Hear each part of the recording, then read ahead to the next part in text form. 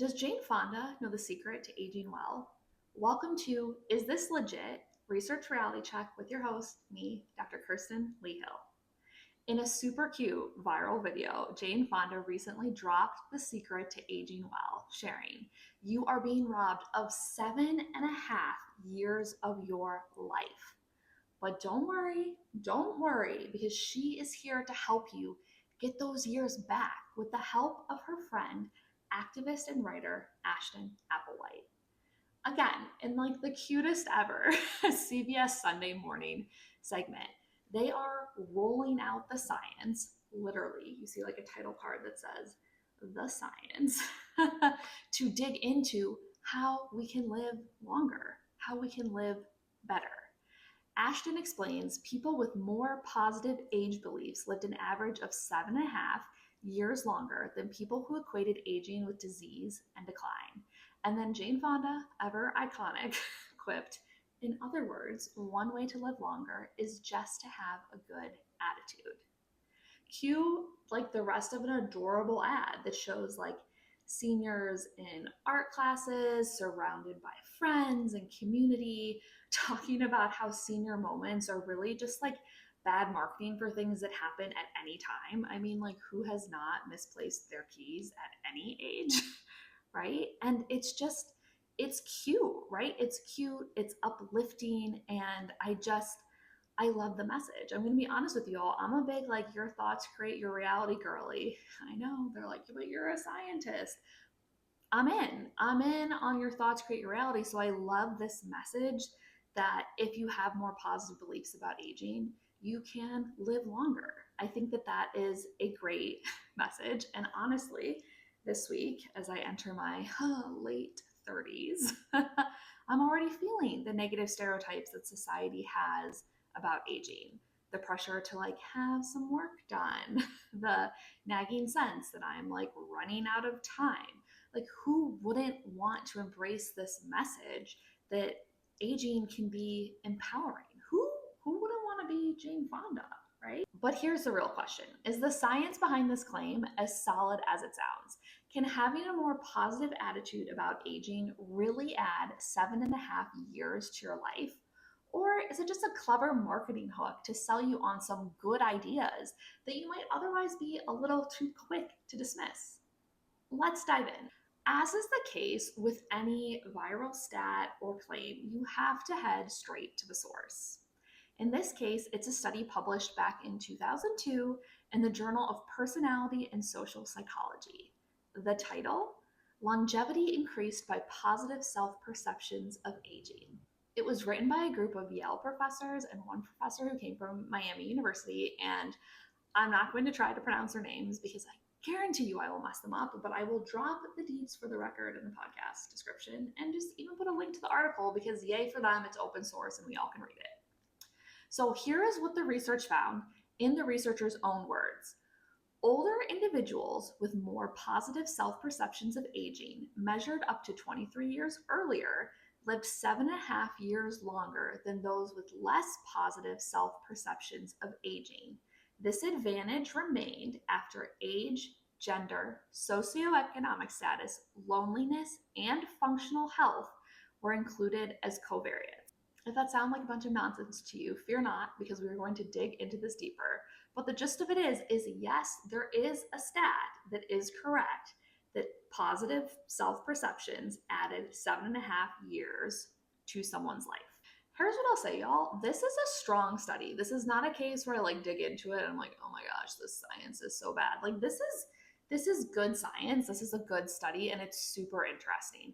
They're using validated measures, which means that they're using measures that have been previously tested by people, which is a great practice. They test for something called robustness, which is like how well does what you find like hold up for different groups of people or under different situations in different circumstances. And they test for that by taking their data and reanalyzing it in smaller groups, like by age and by gender, to see if the findings are still true when you like drill down to certain groups of people. Like, they did a great job. And honestly, I love their motivation of unpacking these stereotypes that we have about aging. And I think that the study sparks a really important conversation about our attitudes and how our attitudes can actually shape how we age and like how long we live. That all being said, when I look at research being used in the wild, particularly in the media, I always have some questions like, is this an accurate representation of the findings? Are the claims in this CBS News segment true to the study's conclusions, or have they been oversimplified in hopes of making it easier for people to understand, but sometimes you lose the plot? Is there enough context to understand these findings? What does positive self perceptions mean, and how are they measured? Does the 7.5 years apply to everyone or only to certain types of people? Do these findings matter for me and the people I care about? How relevant are these results today? And are they relevant for everyone? Or again, are they only relevant to certain groups of people? So to determine if a study is legit, I use the 5 W's framework. Flashback to grade school, I think it's great. Who, what, when, where, and why. It's like a brilliant, super easy filter to figure out if what someone is telling you is true, if it's meaningful to you, or if it's just marketing spin. Because look, y'all, sometimes that is the case. So let's dive into these questions and see how the study holds up. Let's start with the why. What was the motivation behind this study? The researchers set out to explore an interesting hypothesis that internalized stereotypes don't just shape how people feel, they can actually have real physiological effects. That means they can have an effect on your body, on your physical health, on how long you live. And so the goal of their work was to test whether people who had more positive self perceptions of aging lived longer. That's the why. And I think it's important to know because the motivations behind research can honestly like change how you interpret the findings. So that was their why. They had a hypothesis about having more positive perceptions about aging and they wanted to explore it. When? Data collection began in 1975. Let's pause and think about that. 1975. The year today is 2024. It's almost 2025. But it's like 50 years ago, y'all. 1975 was a completely different world. There's no smartphones, there's no social media. There is a vastly different landscape in terms of the workforce, in terms of civil rights, in terms of cultural attitudes. Does data that was collected in that era resonate today? Would attitudes about aging from nearly 50 years ago hold true today? Like, would they match how people feel about aging today? These are key questions, and they're important for interpreting the outcomes of the study. This is something that I even think about when there's studies from like 2019, pre-COVID, very different world to now, right? Timing matters. It is important context. It doesn't mean that what people learned is not important or that it's not true. It's just that like that was true in this period of time. Do I have reasonable evidence to assume it is still true now? So 1975 is the year to keep in mind. Who and where? This study included 660 individuals. They were ages 50 and older, and they had to meet specific inclusion criteria in order to be included in the study. They had to be cognitively intact, so like their mind is all there. They had to be 50 or older by July 1st, 1975. They had to live in Oxford, Ohio, which is a small town with a population of approximately 15,000 people in 1975. They had to meet the vital status protocol, and that was basically a system that the researchers had for determining if someone was alive or dead. So they needed to have like data available in order to determine that. And they had to provide the complete data for the variables analyzed in the study, which means the study, we're going to talk about the types of data, and they had to have all of their data. If they were missing one piece of data, they were out of the study. So when all was said and done, the study included 338 men and 322 women, ages 50 to 94. The people included in the study were mostly white. And when I say mostly, I mean only 2.5% of people describe themselves as Black or other. These people were also mostly middle class, and this was measured according to a two-factor index of social position. Hollingshead, 1965, was who created this. And this measure assigned values to people's occupation and education level in order to determine socioeconomic status. Question here for you all: does occupation education level really capture socioeconomic status? Like, why not, for instance, just ask about income? I would think income might reasonably affect how long you live, but no, they're using this number based on occupation and education level. So to recap, we have 660 predominantly white middle class individuals from one small town in Ohio that were surveyed in 1975. Now I ask you, does this group really represent all of us? Does it really represent all of us who might be watching this segment on CBS News thinking like, hey, I want to add 7.5 years to my life? How might the lack of racial, economic, or geographic diversity in this study limit the ability to apply to people who are, let's say, like living in bustling cities or living in different parts of the world, people who are not white, people who have a higher or a lower income level, people who are millennials, people who are Gen Z? These are critical questions to consider when you think about this 7.5 years. And these, y'all, these are just the basics before we even get into study design. This is like the context of the study.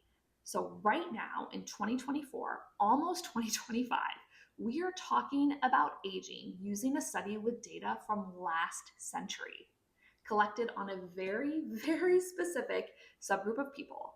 And again, I'm not saying this is a bad study. I'm not saying that what they found isn't true. I am saying interesting. Does this stat pack the same punch when all of that context comes into play? Let's go on to the what and talk about what was measured. The researchers used two main sources of data. First, they used mortality data from the National Death Index. Did you know we had one of those, a National Death Index? I didn't. Learn something new every day. For the analysis, they used the number of days that people survived after that first baseline survey in 1975. And the cutoff was January 1st, 1998, because that was like the latest they had data available from the National Death Index.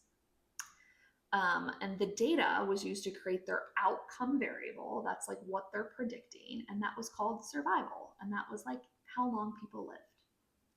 The other big piece of data that they used came from the Ohio Longitudinal Study of Aging and Retirement, OLSAR. I want to dig into this survey a bit more because knowing how people define and measure their variables is always super interesting and really, really important context for interpreting data. So the key variable of interest, you can probably guess it, is self-perceptions of aging. So this was measured using something called the Attitudes Towards Own Aging subscale. And this was developed by Lang and Bolin in 1983. And it was based on 5 items, 5 questions from the Philadelphia Geriatric Center Morale Scale, PGCMS. We love our acronyms. And that was developed in 1975. So here are the questions. This is another like great best practice. They give you the actual questions so I can actually tell you. So they measured perceptions of aging using these questions. First, there were 4 yes or no questions. So they had these statements and you either said yes to them or you said no. Things keep getting worse as I get older. I have as much pep as I did last year. As you get older, you are less useful. I am as happy now as I was when I was younger. So for each of those, people put yes or no. And then the final question was, as I get older, things are blank as I thought they would be. And for that question, they chose better, worse, or the same. And so those 5 questions, items, all taken together, created a measure of perceptions about aging, positive perceptions about aging. So if you respond to those questions like in the positive sense, for instance, like things keep getting worse as I get older, saying no would be the positive response to that. But if the number of these that you responded to positively gave you a higher score in terms of your self perceptions of aging. Something notable about good research is that you don't just include like the thing you're interested in and the outcome you're interested in, like the thing you think predicts the outcome and the outcome.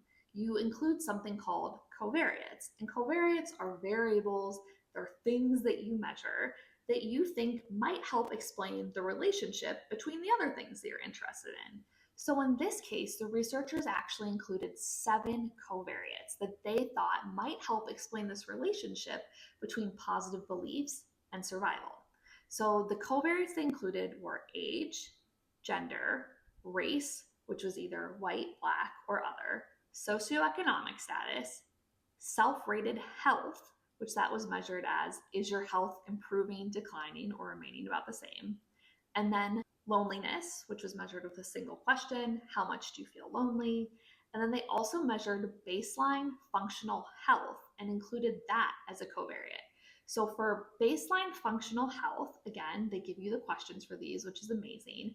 And they gave you a score based on your answer to this question. They ask, which of the following things are you physically able to do?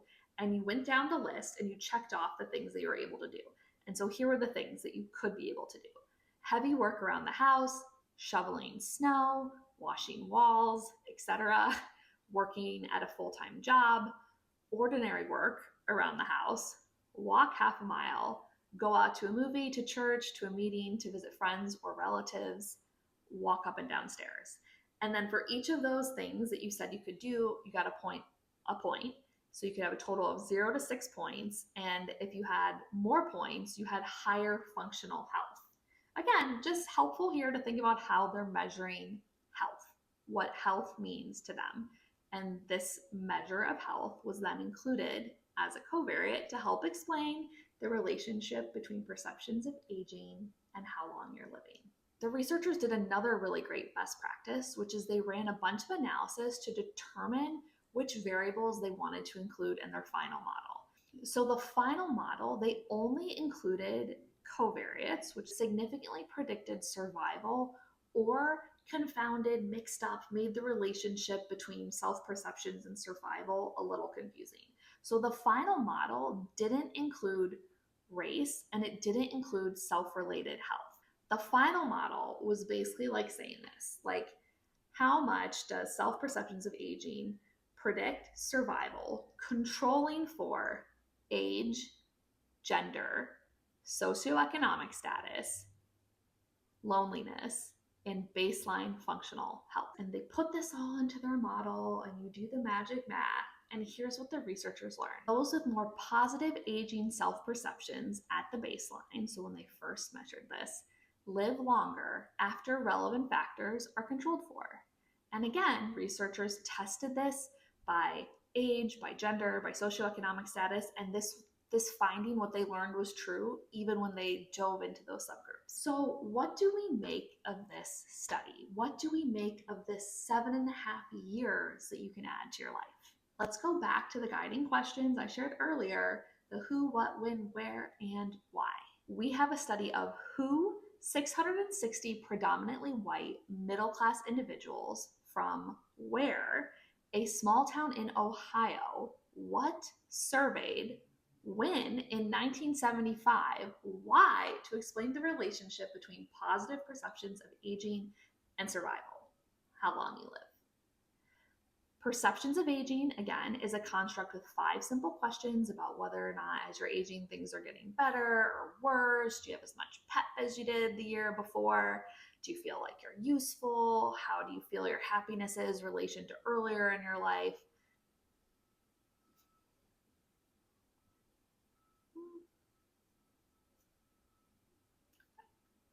This study isn't bad science. It's actually really fascinating and it's well done. But it is dated science and it is science that lacks diversity. So using it in a modern advertising campaign is glossing over critical context. It's not that the claim about the 7.5 years is false. It's just that without understanding the nuances, it's super easy to oversimplify or to assume that it's true for everyone, everywhere, at any time. You agree that positive self perceptions about aging are really just about these 5 things, like being useful, having pep, being happier than you thought you would be. Does this study overlook other key variables or simplify a complex process? What else might impact aging? Social support, income, geography, technology, so many questions. Questions on questions on questions on questions, and that is the point.